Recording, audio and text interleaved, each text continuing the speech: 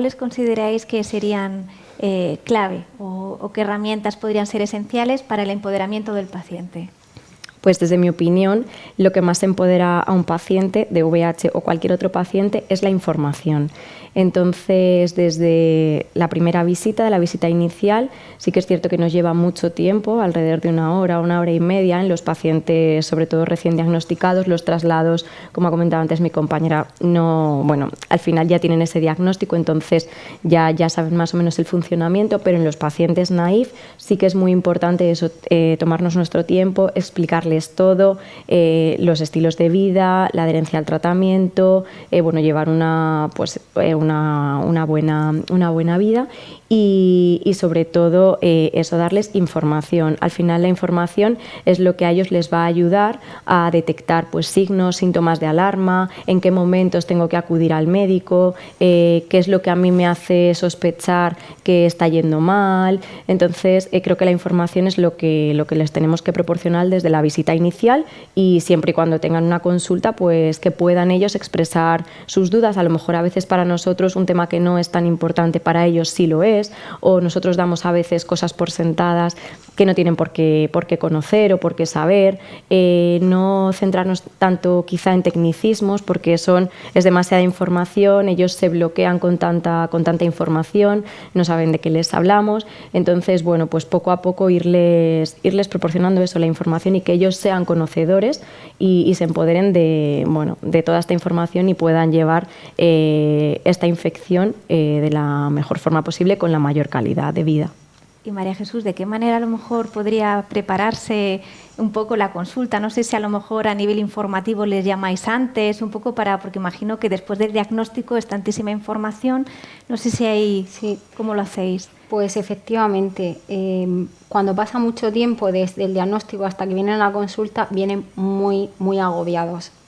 Si conocemos que se ha hecho el diagnóstico, porque es alguien del área, intentamos captar a ese paciente, citarle lo antes posible y sobre todo darle la información de dónde estamos, cómo se llega, en qué consiste la primera consulta, tranquilizarlos y luego, como ha dicho Sara, desde el primer día darles toda la información y resolver dudas. Y una cosa muy importante que a veces se nos olvida y es adaptarnos, por eso siempre preguntamos mucho por nivel sociocultural, adaptarnos al lenguaje que ellos necesitan. Si le hables en terminología médica y no entienden nada, hay personas que vienen y tienen estudios básicos porque vienen de fuera, incluso han llegado a tener la infección por falta de información. Entonces hay que adaptarse al nivel y a la situación en la que está esa persona, tranquilizándoles y dándoles la información. Y si se puede preparar previamente, pues ya vienes con otra actitud,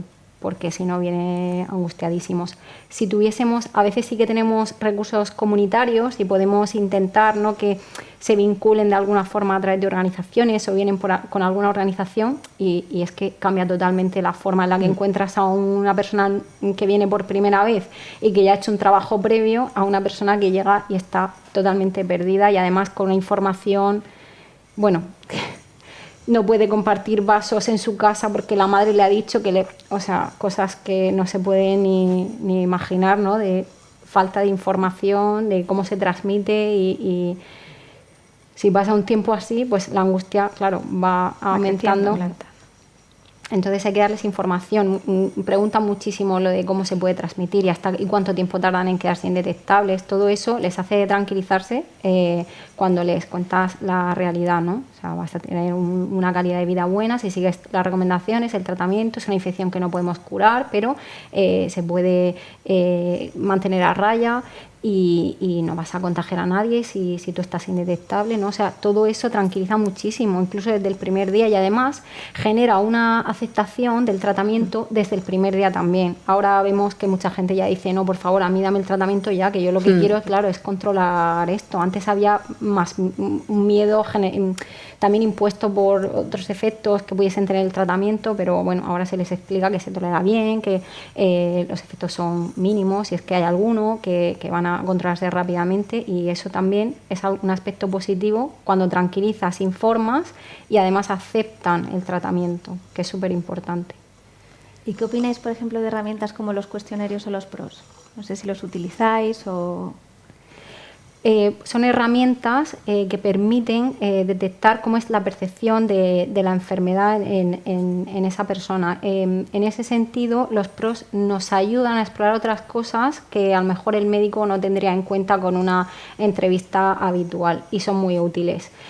Los utilizamos, deberíamos usarlos. El problema de los PROs es que no están todavía bien estructurados, generalizados, y yo creo que estamos en ello, pero falta un poquito de integrar, ¿no? De simplificar e integrarlos en la consulta como una herramienta más para obtener más información que va a repercutir al final sobre la salud de esa persona, porque estás recogiendo toda la información que necesitas, que de otra forma no la tendrías. Y de hecho, no hacerlos probablemente no esté bien, ¿no?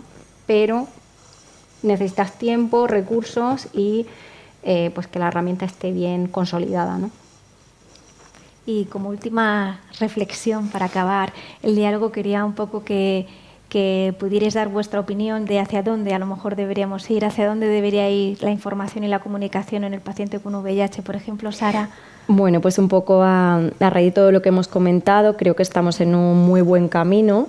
Los pacientes, desde que se les diagnostica, hablamos con ellos, se les explican todas las cosas, las pautas a seguir, les damos una total confianza. Creo que el punto clave de todo esto es hacer una escucha activa, es que nos tenemos que centrar en el paciente y no en la enfermedad.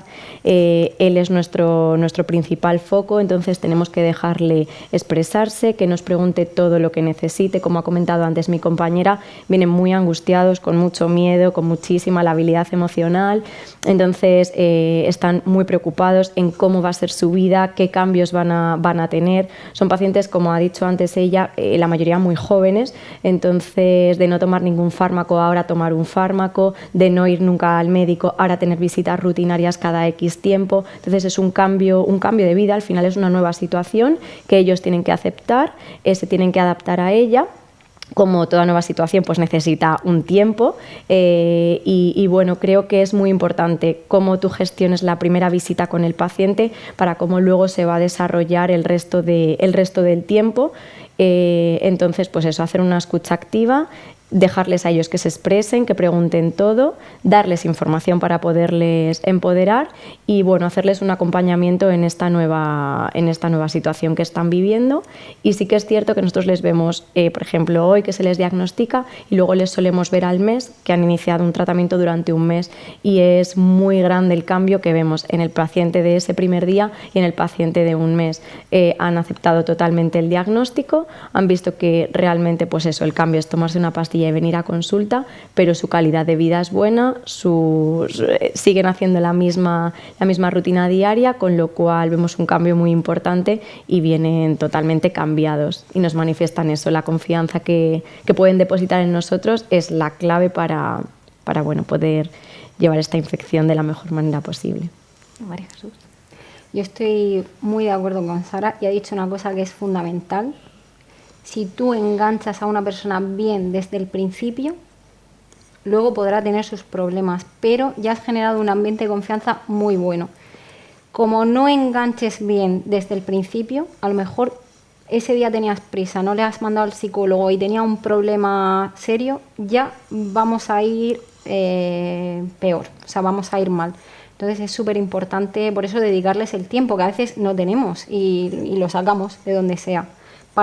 Y si tú no tienes tiempo, le mandas con la enfermera. Y si la enfermera no tiene tiempo, le manda con el psicólogo. Y si no, le generas una cita para otro día. Pero hay que explorar muy bien la situación en la que está, porque si tú lo enganchas bien desde el principio, luego la evolución y el pronóstico va a ser totalmente diferente. Y hablando de cómo ha cambiado la comunicación, podemos hacer una reflexión de cómo ha cambiado el panorama en la historia del VIH y en la atención, no solo en la comunicación, porque va todo de la mano, cómo podemos ir mejorando algunos aspectos más importantes para dedicarnos a otros, que también lo son, pero a los que no se les daba importancia hace unos años, como puede ser la calidad de vida de las personas que tienen infección VIH, y luego pensar o proyectar cómo será dentro de una década, por ejemplo, ¿no? el papel del médico o de la enfermera en VIH a veces se ha cuestionado porque, claro, ahora es una infección crónica, la mayoría de la gente está bien, pues a lo mejor no haría falta, pues parece, ¿no? Habría que explorarlo un poquito más, que precisamente porque intentamos integrar todos los aspectos y coordinar todo lo que le pasa, no solamente a nivel del control de la infección, sino de otras patologías que tienen o de otros problemas que tienen, el papel es bastante relevante y yo creo que lo va a seguir siendo. Pues nos quedamos con esa importante reflexión, donde cada uno tenéis vuestro rol y vuestro, en fin, sois una pieza clave para esa calidad en la vida de los pacientes con VIH. Así que muchísimas gracias por estar aquí con nosotros. Gracias. Gracias a vosotros.